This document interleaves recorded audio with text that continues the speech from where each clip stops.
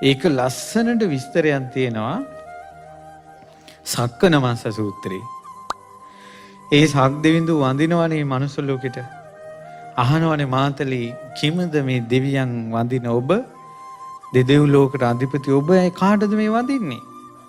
කියනවා යම්කිසි සුසීලවන්ත මේ බුද්ධ ශාසනයේ යෙදෙන බඹසර අත් නොහරින යම්කිසි ශ්‍රමණෙක් වෙසෙද්ද ඒ ශ්‍රමණයන් වහන්සේට මා වඳිනවා.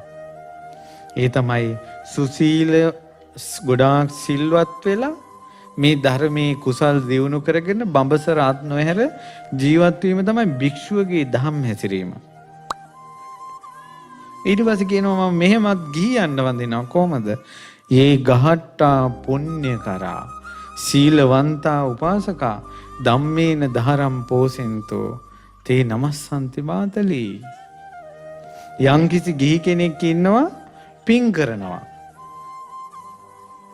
සීලවන්තා පන්සිල් රකින්නවා, උපාසකා තෙරුවන් සරණ ගිහිල්ලා ධම්මේන ධාරම් පෝසෙන්තු අඹ දරුවන් ධාර්මිකව රකින්නවා, මං වඳිනවා මාතලී කියනවා. අන්න ගිහි ප්‍රතිපදාව. පින් කරන්න ඕන, පන්සිල් රකින්න ඕන, තිසරණ සරණ යන්න ඕන, පවුල ධාර්මිකව නඩත්තු කරන්න ඕන, අඹ දරුවෝ අම්මා තාත්තා. ඒක තමයි ගිහි නුඹලාගේ ධාර්මික පැවැත්ම. ඒ කෙනාට සක්දෙවිඳු වඳිනවා නම්, අනිත් දෙවරු වඳිනවා නම්, ඔවුන්ට ඔවුන්ගේ දෙවොල තමන්ගේ හදවතයි. ඔවුන්ට අමුතුවෙන් පහනක් ලැබිය යුතු නෑ. දෙවිවරු ළඟට එනවා,